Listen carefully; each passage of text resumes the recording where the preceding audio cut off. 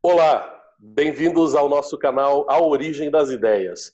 Nós estamos continuando o vídeo que vocês já viram em duas partes sobre a questão do preconceito policial. Nós temos aqui hoje o nosso convidado especial, o Jorge Rauila, falando com a gente do Rio. Ele é policial militar da reserva e está contando aqui para a gente a experiência dele, a percepção dele da realidade sobre essa questão da segurança pública e da polícia no Rio de Janeiro. E temos conosco também a equipe do canal de sempre, o Kleber Tavares Neto, que é procurador da República, fala com a gente também do Rio de Janeiro e também é professor de Direito. E temos o Ricardo Gantz, rabino e professor de Filosofia da Universidade de Bar-Ilan, em Israel, que também vai comentar um pouco para a gente sobre essa questão das forças de segurança e tudo mais lá em Israel, que é um ponto de interesse também nesse discurso. Como vocês puderam ver nessas duas primeiras partes do vídeo, sempre que o assunto é polícia, forças de segurança, dentro do discurso da mídia, da academia, a gente percebe que existe uma ideia de que a polícia vai agir sempre de uma maneira preconceituosa, uma maneira pré-pensada em relação àquilo que se categoriza como minorias no Brasil.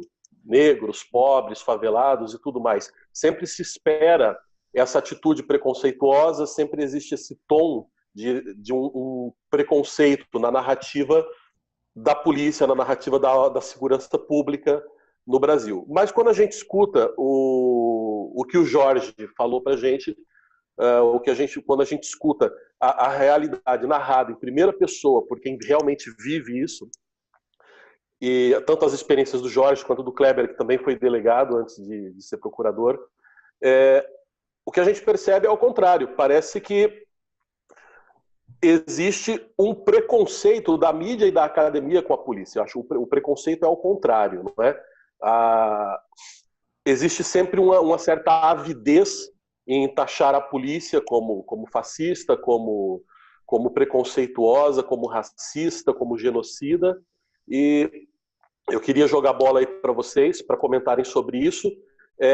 E aí, o preconceito? A polícia é preconceituosa no Brasil, a polícia está exterminando negros e pobres, né? Existe um genocídio sistematizado e pensado utilizando as forças de segurança para executar isso, ou que existe, na verdade, é um preconceito da mídia e da academia em relação à polícia e, enfim, esse preconceito ele é involuntário, esse preconceito ele é pensado, ele já é esquematizado, existe uma intenção nesse discurso para desmoralizar as forças de segurança. Bola está com vocês. Quem quer falar primeiro? Tem um vídeo que a gente recebe no WhatsApp às vezes aí, de policiais militares passando em frente a uma escola no Rio de Janeiro, acho que na Baixada Fluminense, e você ouve muitas crianças e adolescentes gritando: vai morrer, PM! Xingando os policiais militares. Então você vê que já é algo, a discriminação contra o policial no Rio de Janeiro já é algo que alcança até crianças e adolescentes, né? Então realmente é algo que existe plenamente.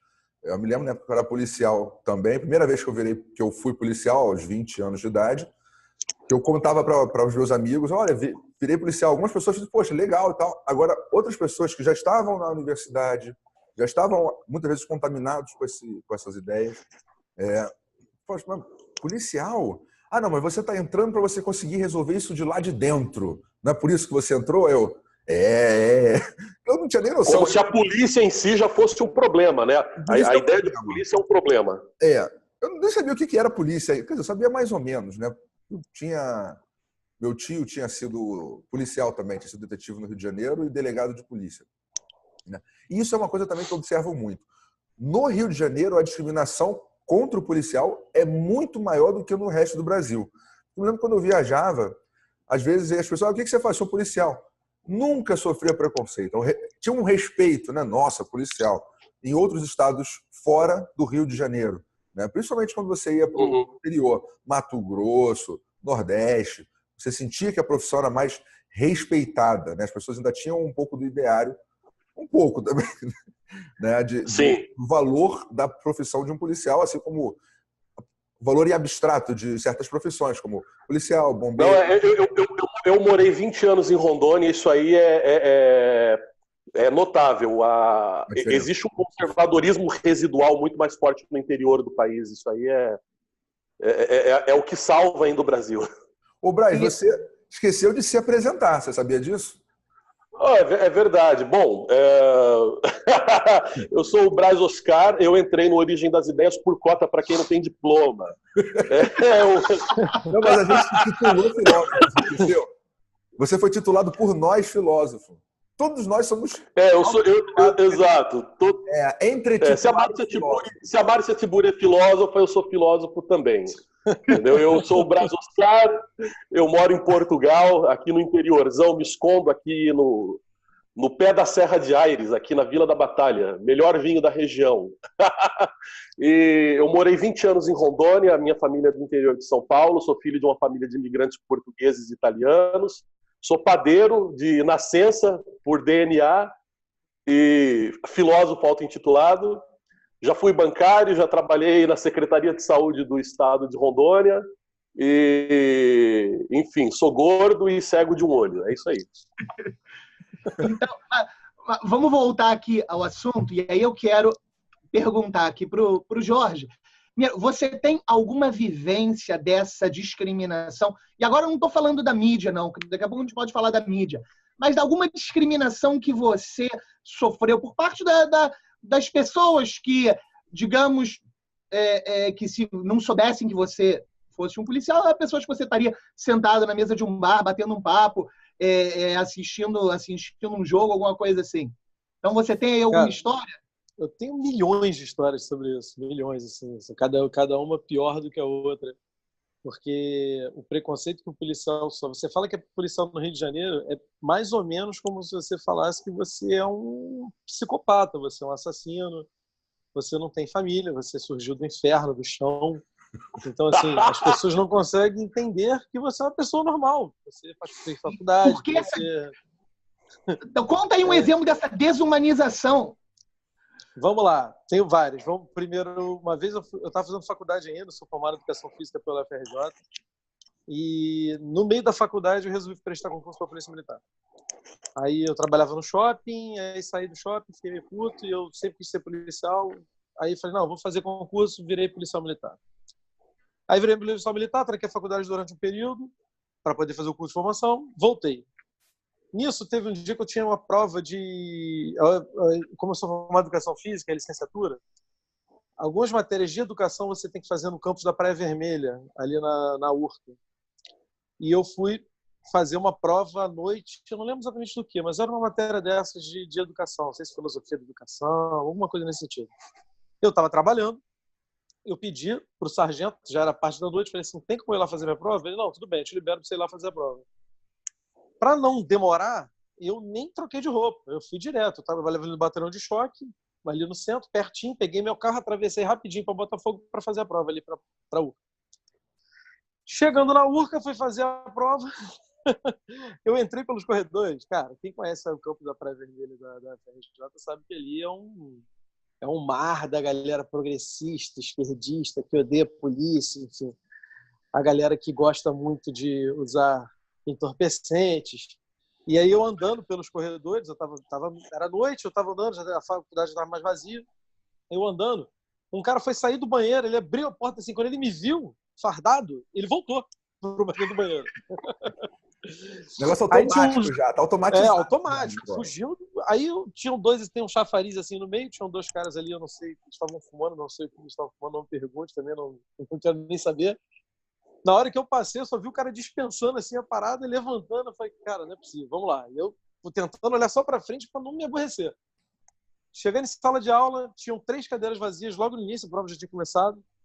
Era uma cadeira, eram 3 cadeiras vazias. Aí eu sentei em uma, ficou uma cadeira atrás de mim vazia, a cadeira à minha direita também estava vazia, e a cadeira à minha esquerda tinha uma menina sentada. Eu entrei fardado, pedi licença para a professora, expliquei, professora, desculpa, eu estou uniformizado, é que eu estou trabalhando, vim só fazer a prova rapidinho e tal. E ninguém sabia, obviamente, que era o policial. Quando eu sentei, a única menina que estava sentada à minha esquerda levantou e foi sentar no fundo. Então, assim, eu sentei e ficaram 3 cadeiras vazias em volta de mim. Todo mundo me olhando como se eu fosse um ET. E eu preocupado, fazendo a prova rápido, porque eu tinha que voltar para o serviço. Assim, foi um dia punk. E várias, assim, também fiz história na FRJ, eu fiz 5 períodos de história na FRJ. E aí, já sendo policial. Cara, assim, tu chega de manhã para trabalhar, tu chega de manhã na faculdade, aí você entra, você no IFIX, que é outro que é pior do que a prova dele. Você no IFIX, assim, aí tem um cartaz gigantesco, assim, com um desenho, uma charge, se eu não me engano, do Latouche, que é um policial com um fuzil com a cara de psicopata, uma mãe negra segurando seu filho morto no colo, gritando, o que você fez com meu filho? Aí tá assim, porcos fardados, nos deixem em paz. Cara, como é que você faz faculdade? Como é que você estuda? Como é que você vive assim? As pessoas achando que você é um monstro. Elas acham que o policial é um monstro. Sempre. Eles sempre partem do pressuposto que o policial é um monstro, que o policial é um psicopata, que o policial tá ali para matar as pessoas. Quando você fala que é policial, se a pessoa for seu amigo, a primeira coisa que a gente pergunta é assim, cara, legal, quantas pessoas já matou? Caralho! Quem disse que eu matei alguém assim? E por que você quer saber isso? Pergunta para as pessoas se eu salvei, quantas prisões eu fiz. A primeira pergunta é, quantas pessoas você matou? Invariavelmente. Ou Tem seja, isso é Ricardo, algo que está no imaginário das pessoas e fica aí. Vocês já agora pararam para ver o porquê que isso está no imaginário? Como que isso chega no imaginário? Como que estamos falando agora de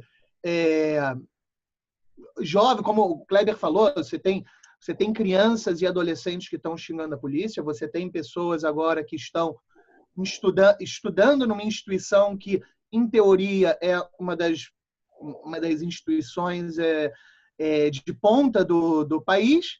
com um pensamento mais aberto, né? Mais plural. Deveria ser uma universidade onde o pensamento deveria ser mais plural, mais inclusivo.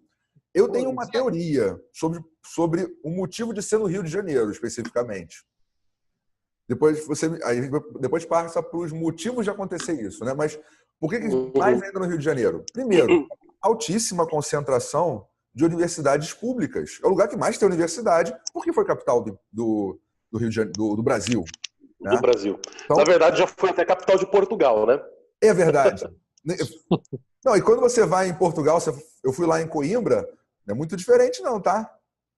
Não, aqui é a mesma coisa. Lisboa, Coimbra e Porto, alta concentração de universitários e de mídia. Então, a culpa é do Brasil. Toda a mídia está em Lisboa e no Porto.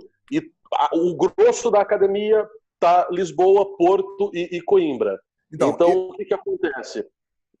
Pode continuar. Então, esse é um dos motivos. O outro motivo é a questão, fomos à parte acadêmica, foi a parte cultural. O grande centro cultural brasileiro, onde está o pessoal da MPB, Caetano Veloso, Chico Buarque, onde moram os artistas da Globo, onde que eles moram? No Rio de Janeiro. Então, qual o quintal da influência deles? É o Rio de Janeiro. E a gente vai discutir aqui, mas nós vemos que a mídia tem um grande papel nesse imaginário, né? Como é que vai chegar em criança uma ideia dessa se não estiver passando na Malhação? Se não estiver passando na novela das 6? Exatamente. Não, e o policial, assim, de um modo geral, se você falando da mídia, se você pegar o jornal, é o maior barato, assim. O cara pode estar com um fuzil, filmado, matou uma família inteira na frente de todo mundo, filmado, o cara lá, tal, não sei o quê. Aí o policial deu um tiro nele e matou. Aí tá assim, suspeito dispara contra a família, deixa 3 mortos e é assassinado pela polícia. É dessa forma que é a matéria, assim. Não, é o contrário. Policial assassina assassino, ou mata, suspeito de mortes, suspeito de assalto, suspeito... Que, assim, várias pessoas ficam me perguntando, mas, Kleber, por que eles falam suspeito? E, né, eu falo, olha, qual é a origem disso? A origem disso é o manual da polícia. Os manuais de abordagem, todos eles trazem o termo suspeito. Por quê? Porque é um termo genérico. Então, tecnicamente, ele é correto para você utilizar ele em manuais, em livros jurídicos, em peças jurídicas, né? Mas a partir do momento que você sabe o que está acontecendo, você está imputando a pessoa aquele fato, não, ele fez isso, você não usa mais esse termo. Eu não uso nas minhas... Não é uma narrativa teórica. Não é a explanação de uma teoria, é a narração de um fato, né? Você sabe quem foi o fulano, não é mais... Não, e não só isso. Isso é uma linguagem técnica. Quando você tira essa linguagem técnica e coloca no jornal, é fake news. Entendeu? Sim, e outra, mas a origem disso dentro desse discurso é uma tentativa patética da mídia de querer dar uma isenção ao discurso, né? É proposital, é tipo assim, bom, é como se a gente estivesse fazendo uma receita. Espera aí que eu tenho aqui o temperinho da isenção. Onde que eu vou salpicar a isenção? Eu vou salpicar aqui do lado do bandido. O bandido vira suspeito, entendeu? Só que eu não tempero com isenção na hora de eu descrever o policial. Porque acabou, pô. O tempero acaba na hora de falar do policial. Acabou. A gente usa tudo ali. Aí pro policial eu vou dar uma de analfabeto funcional. Eu vou usar o termo assassino como se o sujeito não soubesse o que significa a palavra assassinar, né? Existe uma diferença monstruosa entre o termo matar e assassinar, entendeu? Porra, assassinato é quando você vai lá e mata alguém por um motivo violento, frio, vil, sem necessidade, em tese, quando não há necessidade, né? Matar, porra, você vai ali e mata uma galinha, cara. Você não assassina. É como se fosse um termo genérico, né? Mecânico, é o termo mecânico, da causa eficiente. Exato. Da vida de alguém. O termo mecânico suspeito vale para o bandido. Agora o termo mecânico e genérico matar não vale para o policial. Então, mas não faz essa diferença. Olha, isso que você está falando, não sei se vocês sabem, mas nos 10 mandamentos até, tá? O mandamento é Lo tirtsar, não assassinarás. Não é não matarás, é não assassinarás. Por quê? Porque quando vem o sujeito para, digamos, para te atacar e querer te matar, você tem todo o direito de se defender, mais ainda, você tem até um dever de se defender. Então... Mas eles vêm com essa linguagem isenta também, não é só isso também não. Eles também dizem assim, não, mas a gente não pode supor que ele é culpado. Ele não foi julgado, ele não foi condenado em 4 instâncias, também tem essa. A mídia finge que não está falando que o fulano assaltou, o fulano estava matando, assaltando, porque eles falam, não, mas a gente pode ser depois responsabilizado civilmente por isso. Mentira, porque quando chega na hora do policial, não. Policial mata, não sei o quê, suspeito de não sei das coisas. Você vê que aí eles não têm medo de serem processados. Não, né? Exatamente. Pela polícia não tem medo de ser processado, não. Eles só tem medo de ser processado pelo traficante, assassino, o cara que estava na rua matando os outros. E a questão, essa área da análise do discurso é até especialidade mais do Kleber e do Ricardo, mas a gente percebe que existe uma premeditação nisso quando a gente vê que a utilização muito bem feita, entre aspas, da questão da voz passiva e da voz ativa na hora de escreverem as manchetes. Justamente isso. Mas, sim, continua. Fala lá, Ricardo. Manda, eu só joguei a bola, mas pode... Não, justamente, você vê... como é que você vê essa intencionalidade? Você vê assim, quando você pega um jornal, e aí vários jornais, e você começa a acompanhar, você começa a acumular várias e várias situações, você começa a ver.